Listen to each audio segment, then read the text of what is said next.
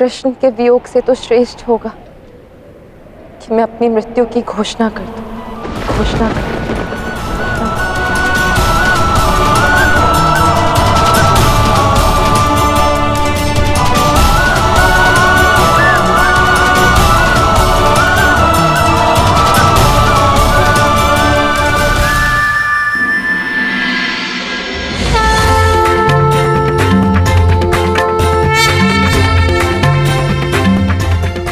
माता की पूजा किसके हाथों संपन्न होगी? इस नगरी में प्रत्येक शुभ कार्य द्वारकाधीश श्री कृष्ण के हाथों ही संपन्न होता है।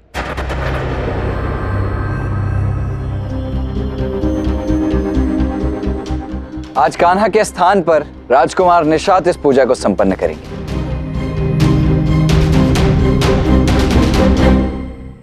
किंतु द्वारकाधीश है कहाँ? बसंत पंचमी के शुभ दिन हम अपने राजा के साथ ही उत्सव मनाना चाहते हैं। कहाँ है द्वारकाधीश?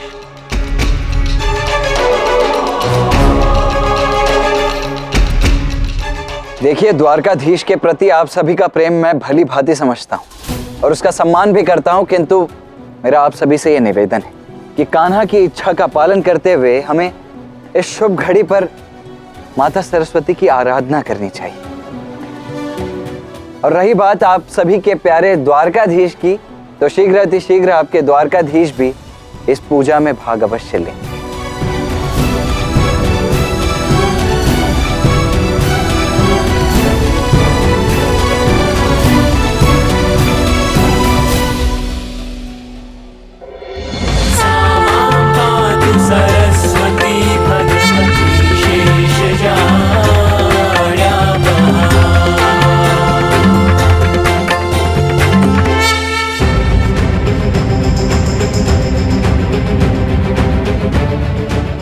मेरे पुत्र की बुद्धि कितनी तीक्ष्ण है। वह अनौरत देवी सरस्वती से वरदान मांगे जा रहा है, यहाँ तक कि वो श्वास प्रश्वास के लिए भी नहीं रुक रहा। हाँ माँ, अब ठीक कह रही है। पर इस बार आर्य सम अवश्य सफल होंगे। हाँ,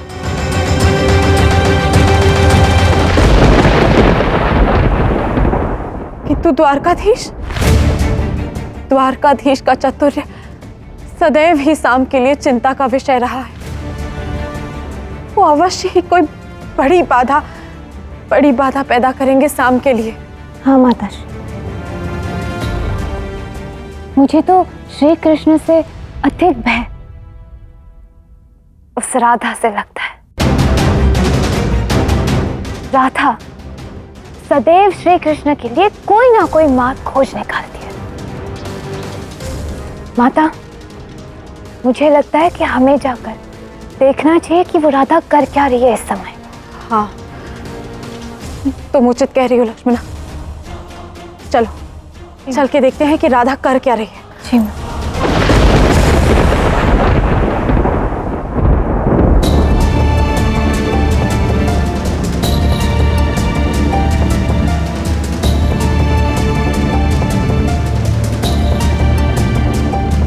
कान्हा, आज बसंत पंचमी और द्वारका में समस्त द्वारकावासी मां सरस्वती की पूजा में तुम्हारे दर्शन के लिए भी उत्सुक है, इसीलिए मैं तुम्हें लेने आया हूँ। दाऊ, मैं समझ रहा हूँ।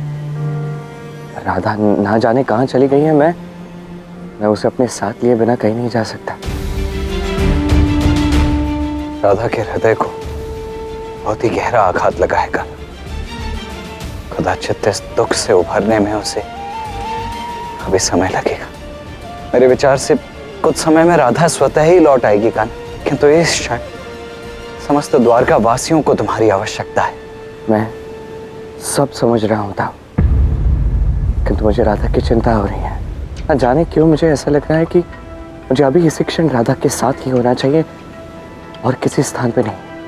मैं तुम्हारे मन की व्यथा को समझता हूँ कान्हा।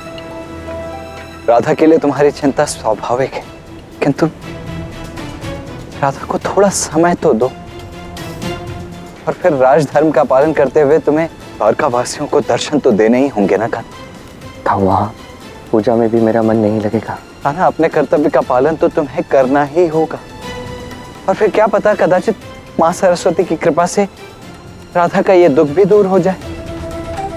देखो, मैं तुम्हारी कुछ नहीं सुनूंगा, तुम्हें मेरे साथ चलना ही होगा, ठीक है? आओ।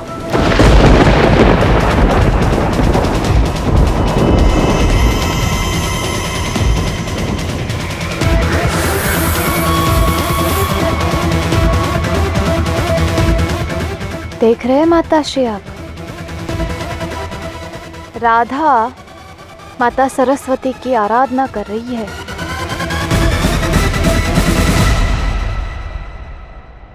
हे माँ सरस्वती, मेरी जिह्वा पर विराजमान होकर मेरी इच्छा पूर्ण कीजिए। लक्ष्मणा, प्रतीत होता है कि राधा भी शाम की भांति देवी सरस्वती से इच्छा पूर्ति का वरदान मांग रही है। बात तो ठीक कह रही है आप माता, किंतु वो वरदान क्या मांग रही है वो भी तो हमें ज्ञात होना चाहिए। द्वारकाधीश वासुदेव कृष्ण की, द्वारकाधीश वासुदेव कृष्ण की, द्वारकाधीश वासुदेव कृष्ण की, द्वारकाधीश वासुदेव कृष्ण की, द्वारकाधीश वासुदेव कृष्ण की, द्वारकाधीश वासुदेव कृष्ण की।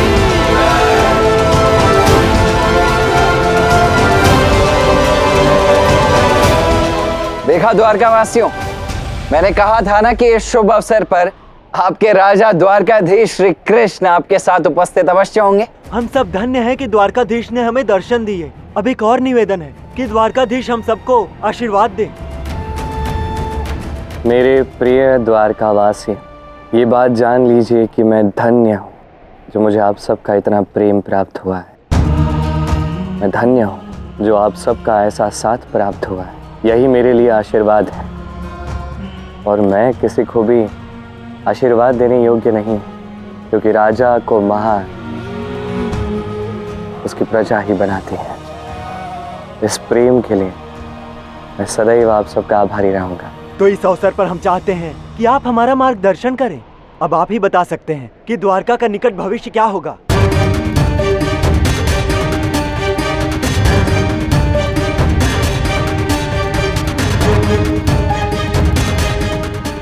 आज का चौथा प्रहर भी आपकी प्रतीक्षा में बीत गया है। तिथि बदलने से पूर्व मेरी कामना पूर्ण कीजिए देवी। मेरी जिह्वा पर विराजमान होइए, क्योंकि मैं चाहती हूँ कि कृष्ण की मृत्यु से पूर्व मेरी मृत्यु, मेरी मृत्यु, मेरी मृत्यु।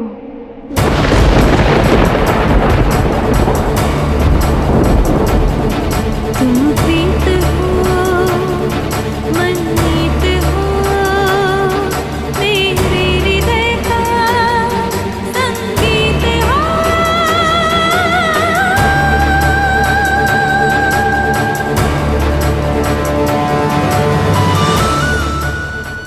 राधा ने ये क्या मांग लिया? मैंने तो उसे मार्ग बताया था, किंतु उसने अपना ही मार्ग अवरोध कर लिया। नहीं गौरी, इसमें भी तो प्रेम ही छिपा है। यदि कृष्ण को अपने देह से प्रेम नहीं, तो मैं भी अपना देह त्यागना चाहती हूँ, वो भी कृष्ण के देहांत से पूर्व।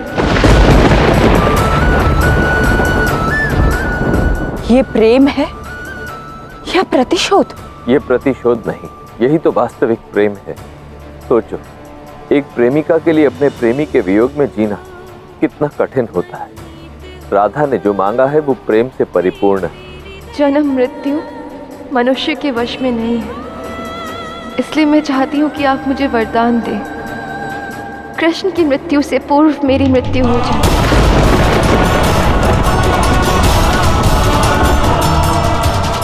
यदि ऐसा हो तो आपकी साधना का फल मुझे मिल जाएगा।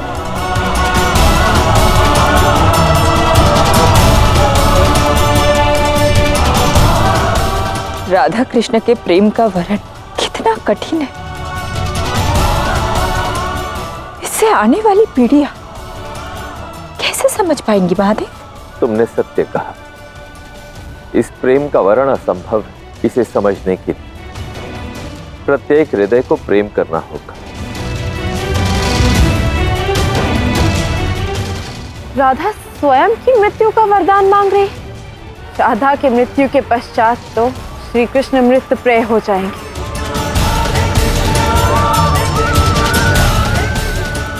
तो ये तो अच्छी बात है माताश्री। अब आर्य साम की सफलता निश्चित है, क्योंकि उनके साथ साथ राधा भी वही वरदान मांग रही है। हाँ लक्ष्मणा, राधा श्री कृष्ण के प्रेम में बावरी हो गई है।